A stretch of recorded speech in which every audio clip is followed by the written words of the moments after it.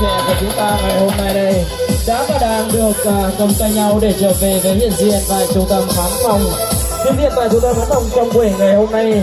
Vâng, kính thưa toàn thể quý vị trân trọng và kính mến, và lời đầu tiên thì cho phép MC Việt Hùng và cũng như là gửi lời chào thay mặt cho cô dâu và chú rể trong buổi trưa ngày hôm nay, gửi lời chào và gửi lời chúc sức khỏe trân trọng nhất trong buổi ngày hôm nay. Sau đây xin mời hai bạn trẻ của chúng ta sẽ cùng cúi đầu chào toàn thể quý vị. Ngày hôm nay xin mời.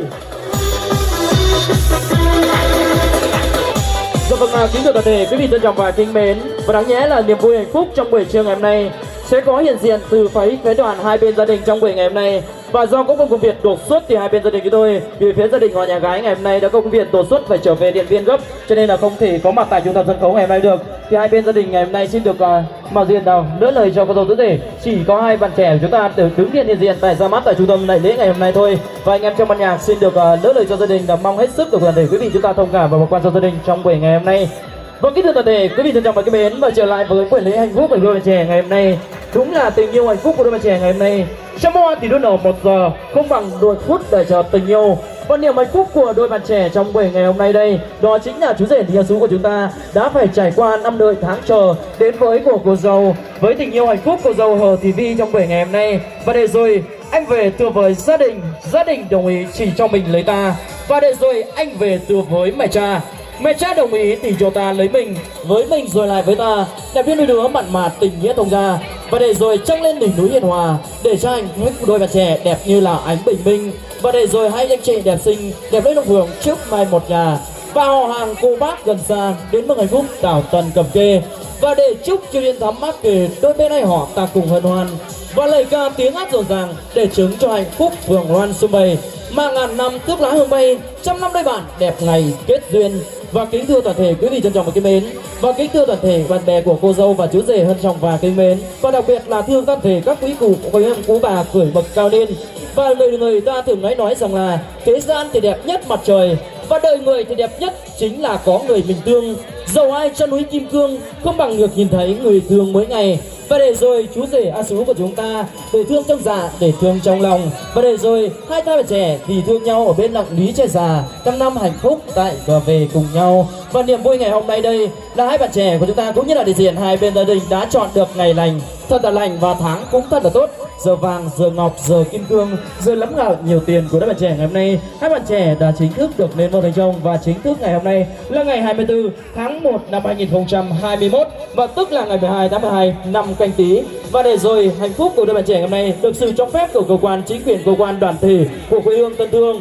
Và để chúc cho hạnh phúc của đôi bạn trẻ ngày hôm nay, sự cho phép vun vén của hai bên gia đình đồng ý cho hai bạn trẻ được lên làm chồng, và đặc biệt là sự đồng tình của hai bạn trẻ được chính thức trong buổi ngày hôm nay. Đúng là giang tay để đón trăng vàng, để nói là về cùng anh, và đã hết rồi áo tím áo xanh, bởi vì giờ này thì Vi đã có Sú làm chồng đây rồi. Và niềm hạnh phúc của đôi bạn trẻ ngày hôm nay không để quý vị chúng ta phải chờ đợi lâu hơn nữa. Và anh em trong ban nhạc hạnh phúc tình yêu xin được trân trọng tuyên bố buổi lễ thành hôn của chú rể Lý A Sú Sánh Duyên cùng với cô dâu Hờ Thị Vi trong buổi sinh hôm nay chính thức được bắt đầu.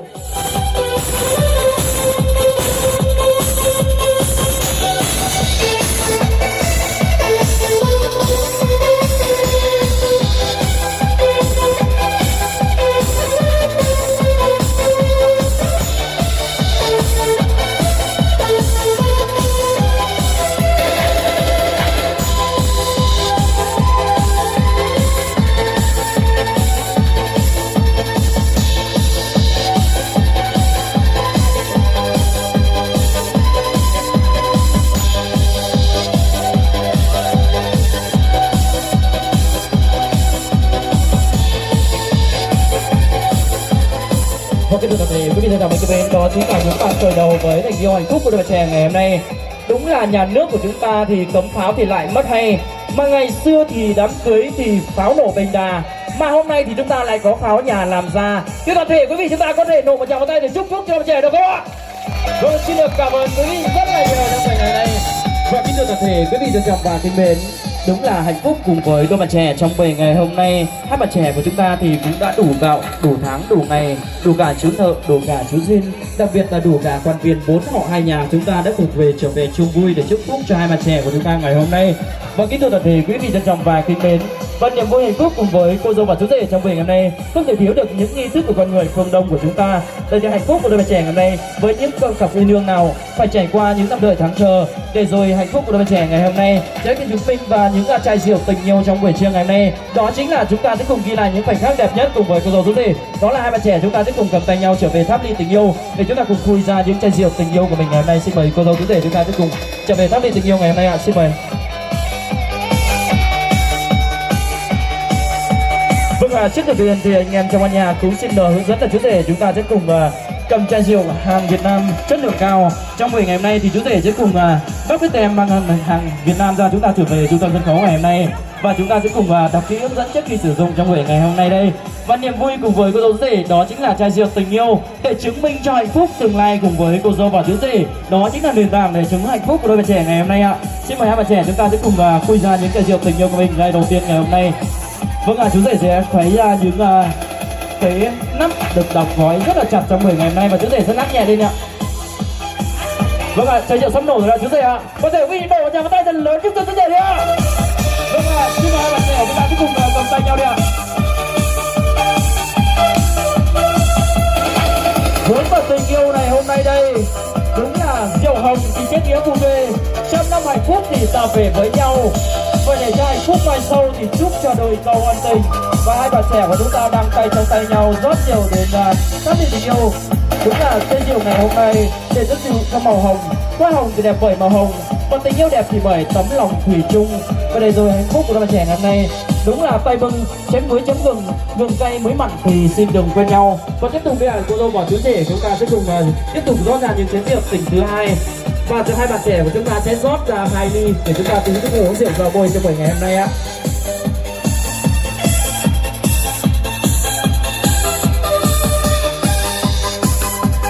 Vâng rượu đã nổ rồi. Xin mời cô dâu chú rể chúng ta sẽ cùng tiếp tục rót lên tháp ly tình yêu đi ạ. Vâng, hai bạn trẻ của chúng ta thì lại tay trong tay rót ra những chén rượu bên tháp ly tình yêu của mình tượng trưng cho tình yêu vĩnh cửu ngàn năm và chúc cho cô dâu và chú rể của chúng ta sẽ hạnh phúc và giàu thăng long. Và chai rượu ngày hôm nay cho hai cô dâu chú rể sẽ rót ra một nửa rồi ở phía dưới đấy ạ, sẽ rót ra 2 cái ly bên cạnh đấy ạ.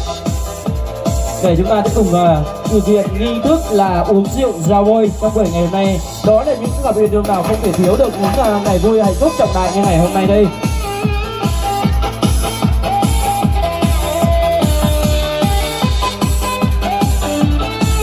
Vâng, hai bạn trẻ của chúng ta đây cũng đã rót được rượu rồi. Xin mời hai bạn trẻ chúng ta sẽ cùng cầm cái chai rượu của mình trở về phía giữa đây ạ, giữa trung tâm sân khấu. Và toàn thể quý vị quan khách và cũng như là bạn bè của cô dâu và chú rể ngày hôm nay thì chúng ta sẽ cùng nâng cao chén của mình và hô thật to để chúc phúc cho cô dâu chú rể được không ạ? Toàn thể các bạn bè của cô dâu ạ, chú rể đâu ạ?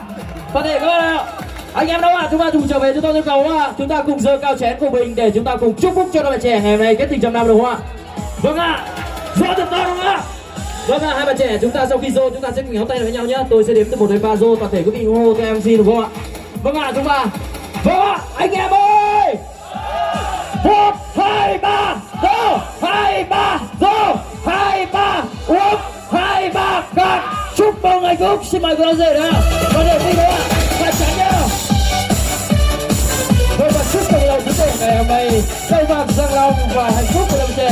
Đây đời về vững và chúc cho hạnh phúc của đôi trẻ sẽ năm hạnh phúc của đôi trẻ ngày hôm nay ạ. Xin được cảm ơn.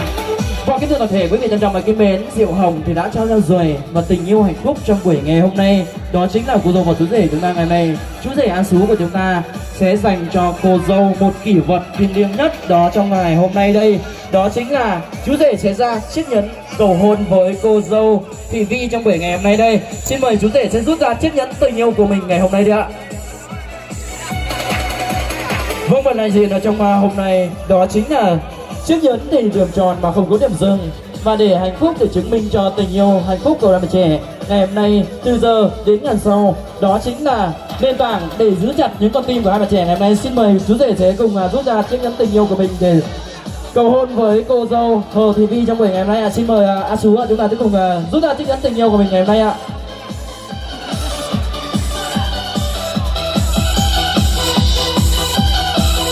Và niềm vui ngày hôm nay thì cô dâu cũng sẽ trao lại cho chú rể với người chồng yêu quý của mình ngày hôm nay.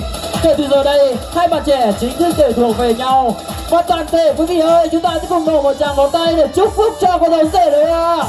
Rồi xin được cảm ơn quý vị rất là nhiều trong buổi ngày hôm nay.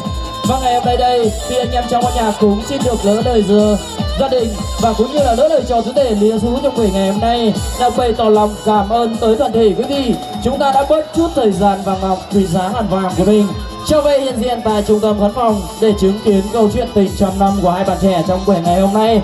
Vậy anh em trong ban nhạc cũng xin mời toàn thể quý vị từ đây chúng ta sẽ cùng rót ra những chén rượu nồng nàn và tình ái và chúng ta sẽ cùng chúc cho cô dâu chú rể ngày hôm nay đời đời trong năm hạnh phúc và cũng là chúc cho hai nhà chung một ngõ. Và niềm vui ngày hôm nay thì đúng là vui từ trong bếp bay ra, vui từ ngã bảy ngã ba vui về, mà niềm vui đến từ đàn chề, mà niềm vui đến từ Sơn La Mường Bú của chúng ta ngày hôm nay đây ạ. Xin được cảm ơn quý vị rất là nhiều và anh em trong ban nhạc ngày hôm nay xin được chúc cho cô dâu chú rể giờ này năm sau sẽ có tiếp tục là một chân trống nhỏ để vùng vào và bế ra và niềm vui hạnh phúc trong buổi ngày hôm nay. Xin được cảm ơn hai bạn trẻ rất là nhiều và sau đây xin mời hai bạn trẻ chúng ta sẽ cùng dành cho nhau một cái ôm thật nồng hậu nhất trong buổi ngày hôm nay để thể hiện tình yêu của mình ạ. Xin mời hai bạn trẻ ôm nhau một cái đi không ạ?